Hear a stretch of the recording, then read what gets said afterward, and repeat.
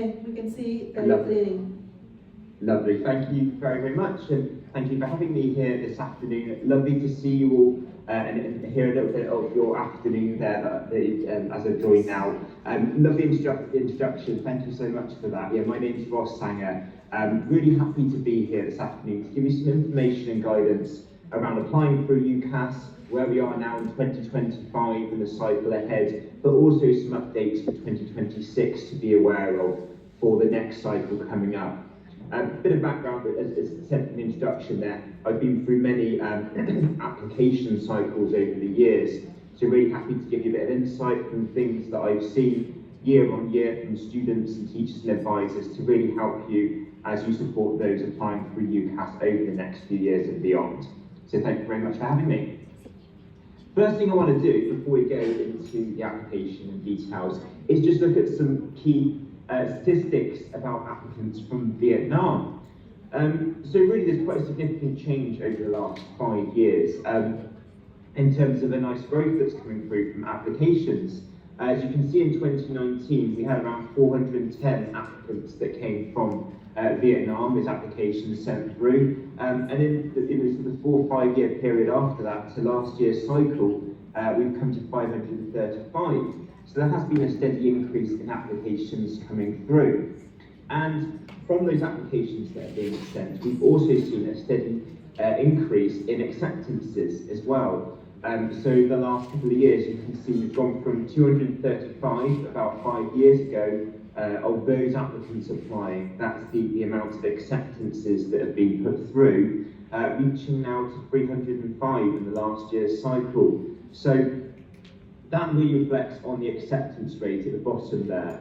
And in general, we look at the acceptance rate for students, depending on where they're applying. We typically see internationally this being around 45 to 55%.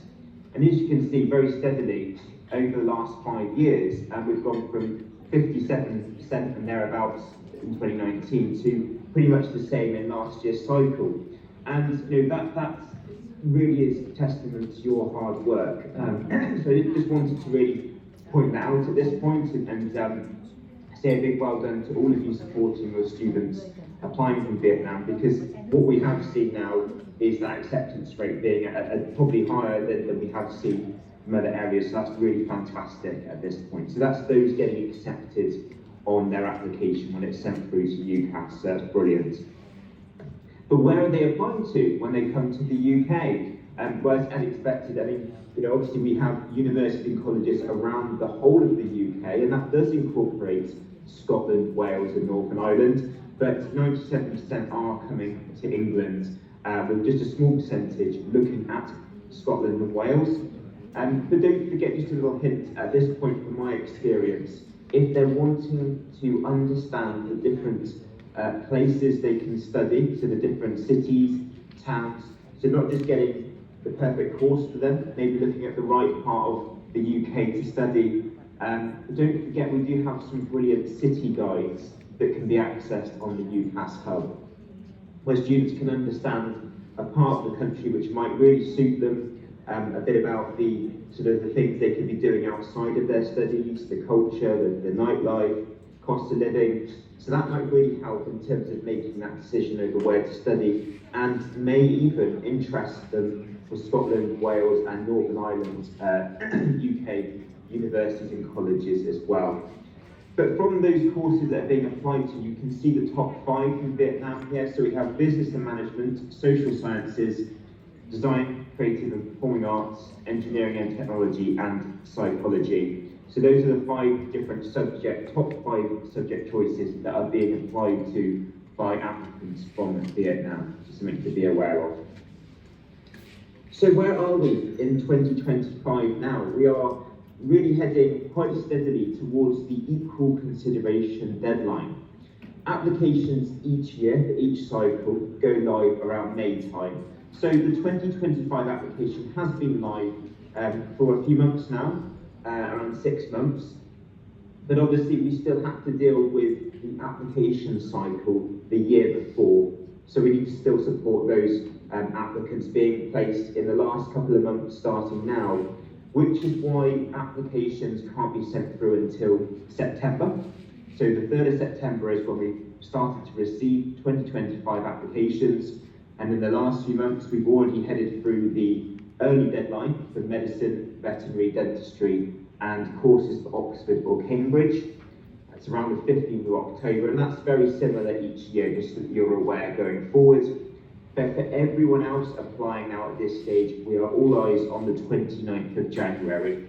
So that's the deadline for every course that isn't part of that early deadline.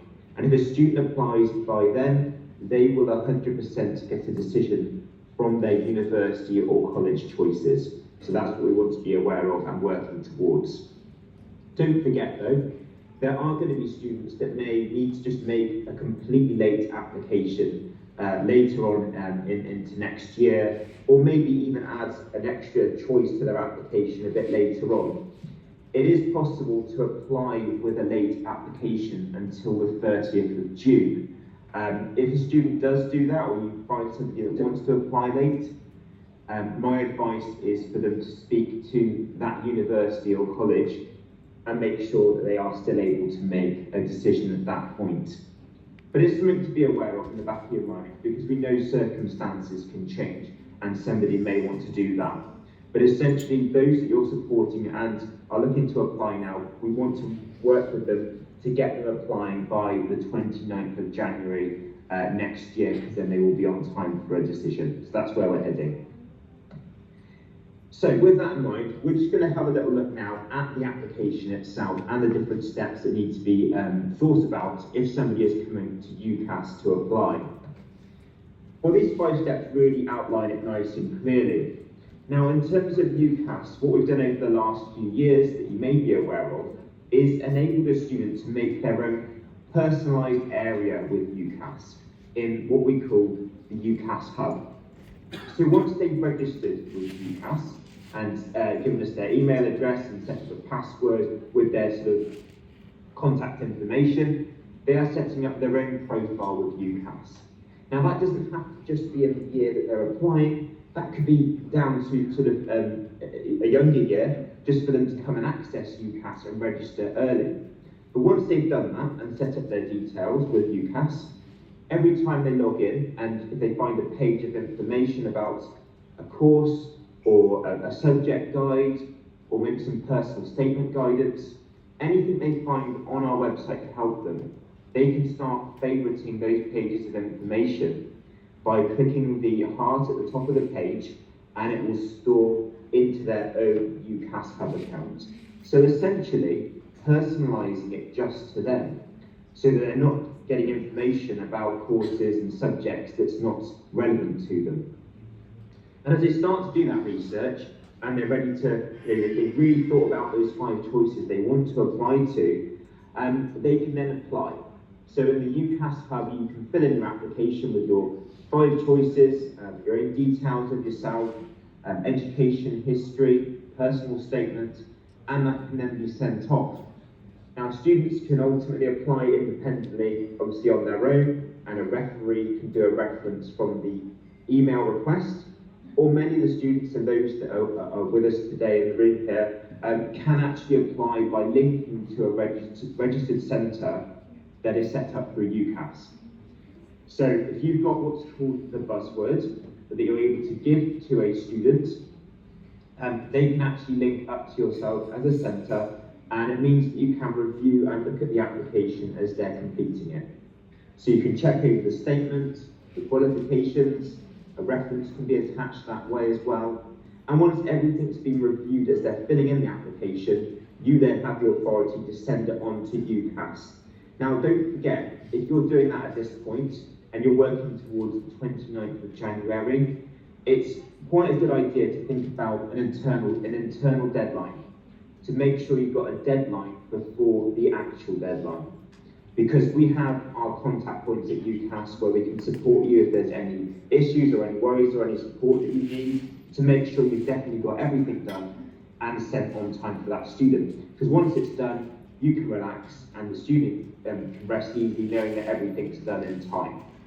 But once you've sent it to us through that process, we send it out to the universities and colleges of that particular student that they want to apply to, and then they wait to hear back from them.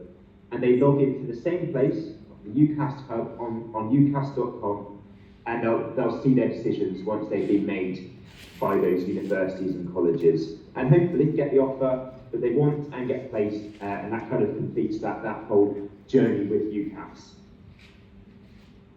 So, just before we go into a few other areas, what I really want to do is spend some time thinking about some important parts of the application that are going to take a bit more time from students, and then also the personal statement.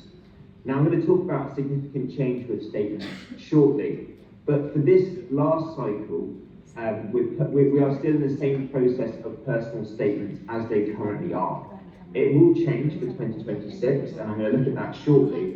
But it's really important that I flag and give you that information now on what students should be thinking when they come to the personal statement. My best way of explaining this is if I'm working in admissions at a university or college, and I'm faced with 10 applications in front of me, and they all have the same predicted grades. The admissions staff will be coming to the personal statement to understand that further information about why the student is applying to their particular course at that university or college, or why they want to apply to that subject.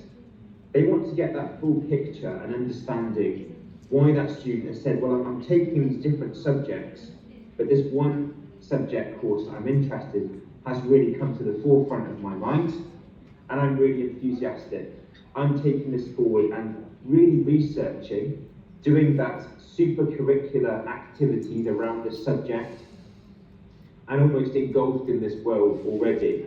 So if somebody's, say, doing a qualification from Monday to Friday in maths or geography or biology or whichever subjects interest them, this is where they are talking about those other things that they're doing, which could be if they're reading a higher level textbook around maths, or if they watched a blog online, or have listened to a podcast, or maybe they went to a virtual tour and found out some information from a university lecturer about the course they could be joining, or maybe even speaking to current students that are out there who have graduated and their experiences, finding out more about the course. So essentially giving lots of evidence of information to provide to the university or college that they're ready for this transition from where they are now and studying to higher education, and that they're really demonstrating their passions for this course that they want to do. And don't forget, sort of 20% of the statement can still be about extracurricular activities. Are they part of a club or a team? Do they show leadership skills or knowledge skills which are different to what they have picked up through their studies? And they want to say that these skills are going to be useful for me joining your university or college and the course that I'm looking to do. It's really getting that enthusiasm and, as it says, creating a unique picture of that student and why they think they'll be successful in that particular subject.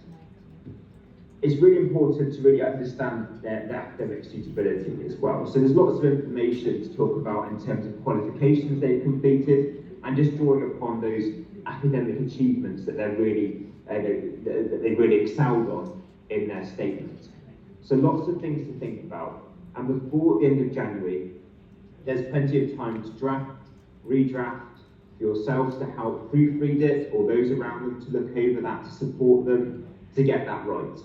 Just remember that with personal statements, the research that's done, so the more research that's actually put into a statement, the stronger it will be. So it's really good at this point to reflect on what they've already done in that subject area. They may be able to bullet point a conversation or a book that they've read, or lots of different research they've done already, and I'm going to start drawing upon that in their statement, because that will help it, give it that strength going forward. So that's the personal statement as it is at the moment, and clearly that's the importance of it. But it is in one box for those at the moment when they come to a statement to enter text into. So we recognise there's lots of ways we need to support when coming to write a personal statement. We've got lots of videos on ucas.com, and I will send out these slides so you can get to the links that are on here. We have advice from our personal statement writing expert, so personal statement expert on writing a personal statement, and by a lady called Jane Marshall, who regularly looks through lots and lots and lots of personal statements. So she gives lots of guidance around putting statements together and giving that advice and guidance.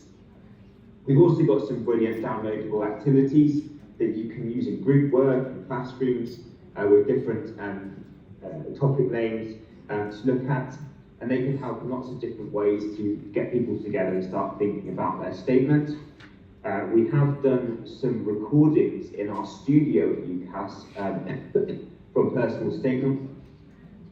You can watch that back and again get understanding from universities and colleges on them viewing personal statements and those that are looking over them regularly.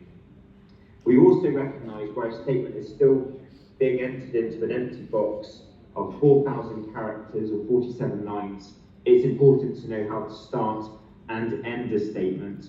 And we do have some top tips on how to do this, so you can pass these links out as well. Again, as I mentioned before, research for courses should form the basis of a personal statement. So right now, any research that's being done, it's really important to tell students to jot that down. Those things that they're already doing and those things they could be doing over the next 6 months, for example, in that subject area, because it will all help strengthen their personal statements. So that's how things are at the moment.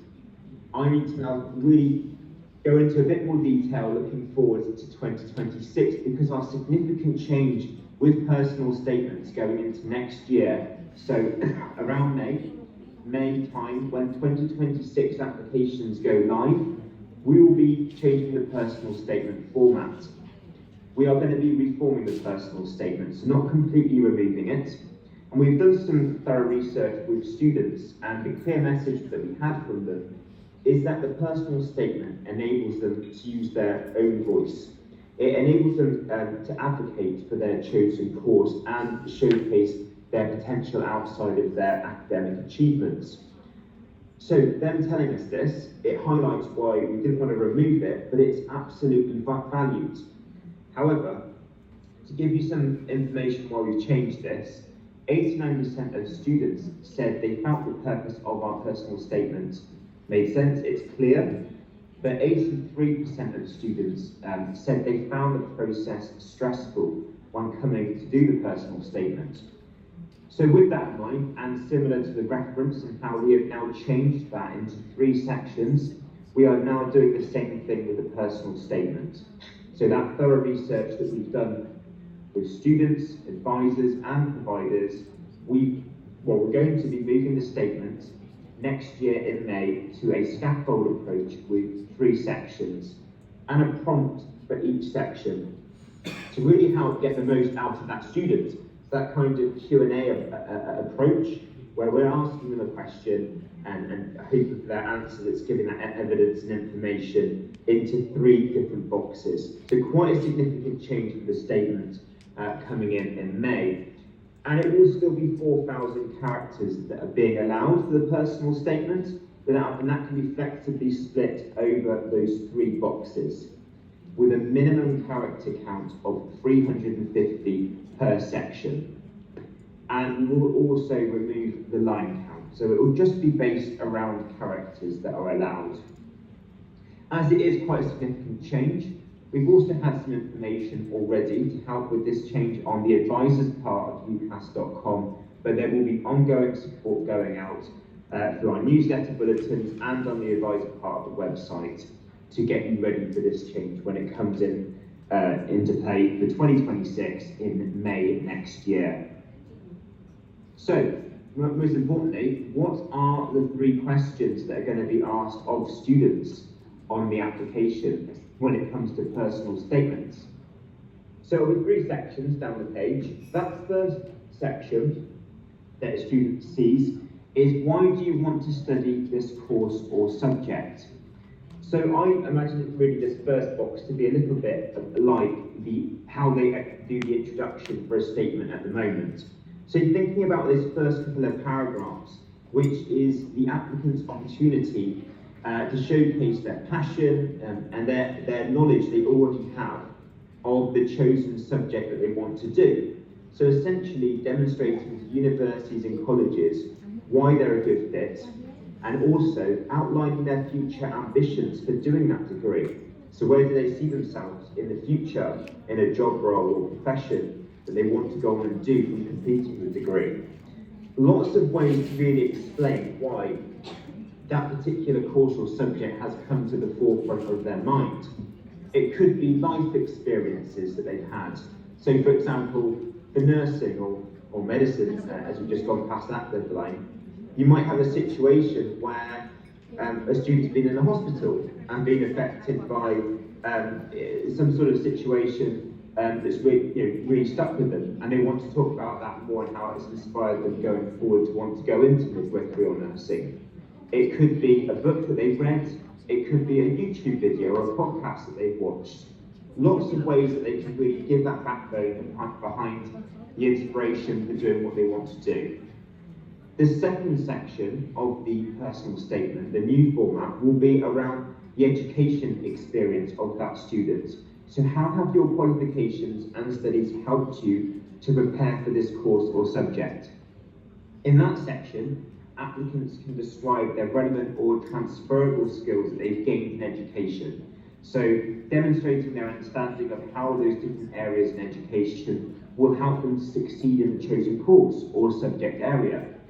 So, for example, if you're taking a broad subject like biology, you may want to talk about certain modules, say for example microbiology, or a key area of learning which has really inspired them to want to go and do more of, or that they've really excelled in. So some particular coursework or exams or qualifications that they already have, maybe a lower level science qualification, for example, if they're talking about biology, and want to flag that up and explain how doing those particular qualifications has set them up for this.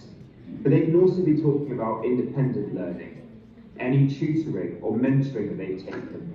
So really what they are doing in terms of their studies that prepares them ready for this next level at university or college, but highlighting it in its own box. And then finally, what else have you done to prepare outside of education? And why are these experiences useful? So applicants here can reflect on their own personal experiences, any other activities that they've undertaken outside of education, which could really further demonstrate their suitability for the course. So that could be extra and super curricular activities. If they're part of a club or a part of a team, have they had a conversation with a lecturer or a student, and they want to talk about what they picked up from doing that. Lots of different ways to really highlight information, to say, I am engulfed in this subject already, but just listing it in its own box of the statement. It could be about work experience that they've had, or skills or knowledge they've picked up from work experience. It could be some trips that they've taken. Maybe they've gone to a museum, for example, or online exhibitions relevant to the course they're applying to. Essentially, as I said before, research is the foundation of a strong personal statement. And it's personal. It's personal to them, so there's no right way to write a personal statement. So that should really help going forward and hopefully give them that confidence that nobody's going to look at one statement and go, that's absolutely right or that's absolutely wrong. It's personal to them. And if they put something in the wrong box, it will still be reviewed as a whole. So the free section will be reviewed as a whole for that particular person as the statement. Now I just want to leave with a couple of topics.